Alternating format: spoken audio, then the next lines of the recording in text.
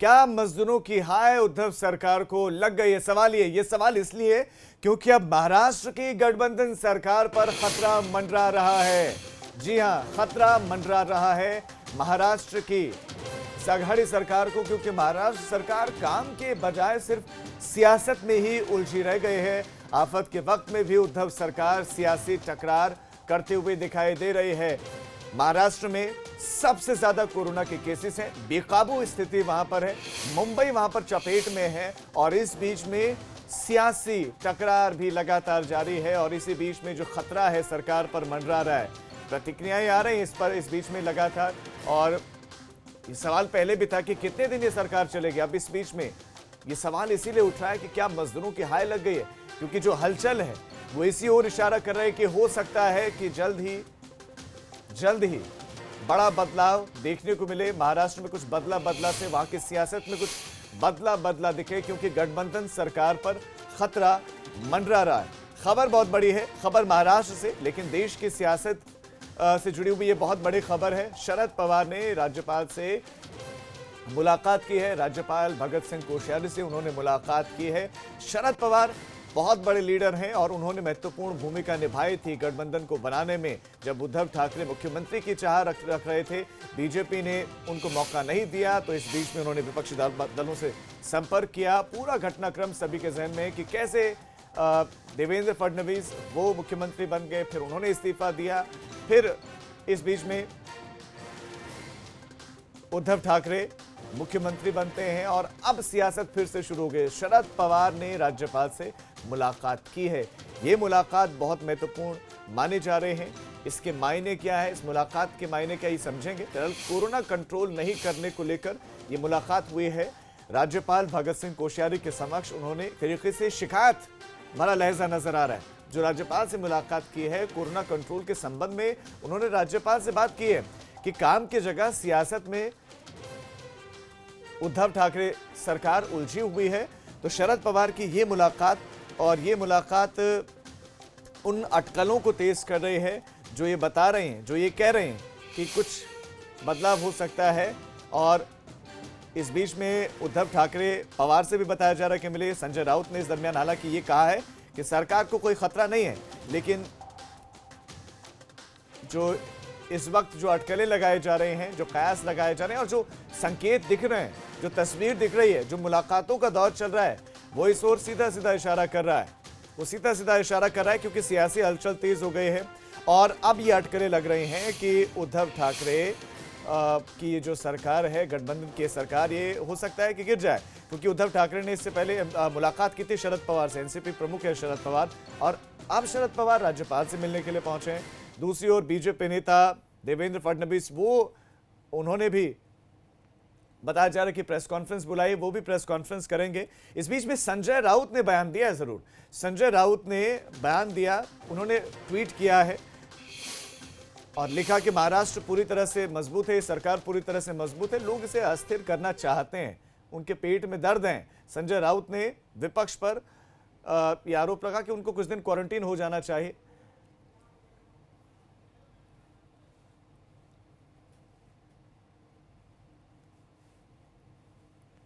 और हमारे साथ हमारे ब्यूरो चीफ वीरेश पांडे इस खबर पर ज्यादा जानकारी के साथ जुड़ गए हैं। वीरेश, मैं आपसे समझना चाहूंगा, क्योंकि आप लगातार उत्तर प्रदेश को कवर कर रहे हैं, लेकिन जो महाराष्ट्र की सियासत है उस पर भी आपकी नजर रहती है। ऐसा क्या हो रहा है महाराष्ट्र की सियासत में कि ये अटकलें लगाए जा रहे हैं, ये कयास लगाए जा रहे हैं कि गिर सकती है उद्धव ठाकरे सरकार? देखिए, मुझे तो लगता है अगर हम उत्तर प्रदेश की नज़र से देखें तो जो प्रवासी श्रमिक मजदूर कामगार जिस तरीके से भगाए गए वहां से और जिस तरीके से उनको अपमानित किया गया और इस आपदा काल में उन्हें हटाया गया और वो जान बचाकर उत्तर प्रदेश आए हैं, लगता है उनकी आह लग गई इस सरकार को, उद्धव ठाकरे की सरकार को और कांग्रेस की सरकार को, शरद पवार की सरकार को। लगता है कि आह लग गई और इसी वजह से वो अस्थिर हो गई थी। लेकिन जिस तरह से ये बेमेल बेमेल खिचड़ी की सरकार बनी थी और आनन फानन में और धोखे की सरकार बनी थी, जिसकी नींव ही धोखे पर पड़ी थी। किस तरीके से अजीत पवार गए और देवेंद्र फडणवीस के साथ सौदा किया और किस तरह से वो पूरा किया, वो सबको पता है। कांग्रेस के जो प्रदेश अध्यक्ष रहे, कांग्रेस मुंबई के जो अध्यक्ष रहे संजय निरुपम, सरकार बनते ही उन्होंने कहा कि ये बेमेल खिचड़ी है और ये 6 महीने से ज्यादा टिकेगी नहीं। नारायण राणे जो बीजेपी सांसद हैं, राज्यपाल से मिलते हैं, पवार साहब शिवसेना के प्रमुख से मिलते हैं, तो ये जो खिचड़ी पक रही है, संजय निरुपम का साफ कहना है कि जो हमारे साथ हैं वो भरोसे के लोग नहीं हैं। अगर इतिहास देख लिया जाए शरद पवार का, तो कभी जिसके साथ वो रहते हैं उसको वो जरूर तकलीफ देते हैं, चाहे हम यूपीए 1 देख लें, यूपीए 2 देख लें, या जिसके साथ भी रहते हैं, क्योंकि अपनी जो प्राथमिकता है बनी रहे, वो प्रभावशाली बने रहे, इसलिए जिसके साथ रहेंगे उसको वो तकलीफ देंगे। तो ये बेमेल खिचड़ी की जो सरकार है, जो धोखे की सरकार है, जिसकी नींव धोखे पे बनी है, तो अस्थिरता तो लाजमी है। और खुद कांग्रेस की सरकार है वहां पे, और कांग्रेस के बड़े नेता संजय निरुपम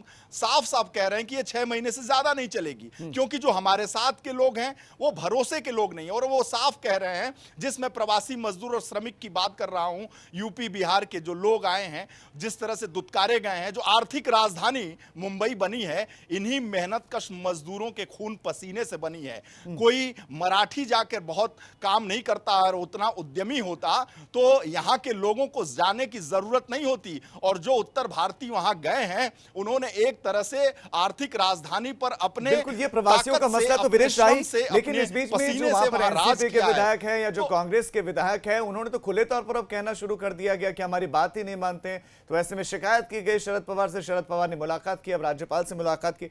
तो ये मानकर चला जाए कि उद्धव ठाकरे किसी की सुन नहीं रहे हैं हम, लेकिन वो इतना बड़ा रिस्क कैसे ले सकते हैं? उनको ये मालूम है कि बिना एनसीपी, बिना कांग्रेस की उनकी सरकार चल नहीं सकती, तो फिर कैसे और क्यों? देखिए, इतिहास गवाह है। अगर इतिहास को आप देखें, जब जब आपदा आई है, जब जब कोई विभीषिका आई है, जब जब संकट आया है, तो जो नेतृत्व है उसके खिलाफ बगावत होती ही होती है। और अगर वो ठीक से नहीं संभाल पाया तो इसके बहुत कम अपवाद मिलेंगे कि जब आपदा आएगी, जब विभीषिका आएगी, जब त्रासदी आएगी, तो नेतृत्व के खिलाफ आवाज नहीं उठेगी। और महाराष्ट्र में यही हुआ है कि जो नेतृत्व ने काम किया है वो एक तरह से फेल है। संजय निरुपम लगातार इस बात को कह रहे हैं कि फेल सरकार है और वो क्या प्रवासियों के मसले पर भी वहां कांग्रेस, एनसीपी और शिवसेना बटी हुई है? खड़ा कर रहे हैं जी। क्या प्रवासियों के मसले पर भी, जो कि प्रवासी पैदल ही निकल पड़े, बसों की, ट्रेन की व्यवस्था थी नहीं, लिस्ट मांगी जाती है तो उनके पास लिस्ट नहीं होती है, कुछ ही ट्रेन की लिस्ट होती है, सूची उनके पास होती है, कुछ ही ट्रेन चलाई जाती है। तो ऐसे में क्या कांग्रेस, एनसीपी और शिवसेना तीनों ही प्रवासियों के मसले पर बटी हुई है? किस तरह की राय शिवसेना, कांग्रेस और एनसीपी में वहां? देखिए, जो प्रवासी श्रमिक बहुत बड़ी तादाद में वोट करते हैं और जिस बड़ी संख्या में वहां वो मौजूद हैं, उत्तर भारतीय वहां मौजूद हैं, आपने देखा होगा कि कई ऐसे मंत्री इस भी सरकार में हैं जो उत्तर भारत के हैं।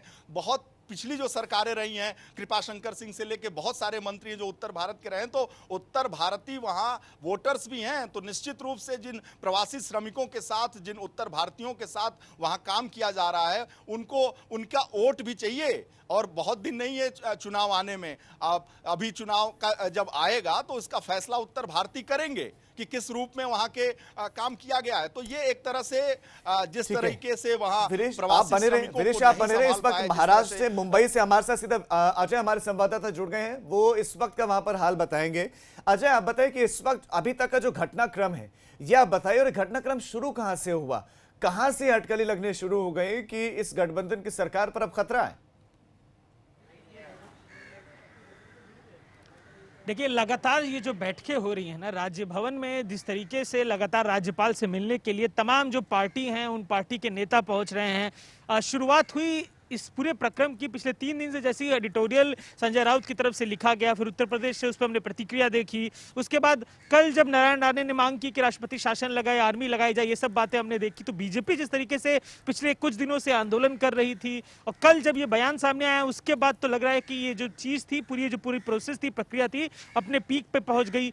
शरद पवार ने फिर मुलाकात की राज्यपाल से, उसके बाद देर शाम को उद्धव ठाकरे और शरद पवार की मुलाकात हुई, बैठक हुई। और इन सब गफलत के बीच में, इन सब बातचीत के बीच में एक जो सबसे नया अपडेट सुबह जो संजय राउत शिवसेना के नेता, उन्होंने ट्वीट करके बताया कि ये एक बैठक हुई है और इस बैठक के बाद स्पष्ट मान के चलिए कि सब कुछ सही है शिवसेना और एनसीपी और कांग्रेस गठबंधन की इस महाविकास अघाड़ी की सरकार में। वो कह रहे हैं कि सब कुछ ऑल इज वेल है। आप नजर बनाए रखें अजय, हम आपके पास लगातार आते रहेंगे, अपडेट आपसे लेते रहेंगे। वीरेश, आपके भी इस तमाम जानकारी के लिए धन्यवाद।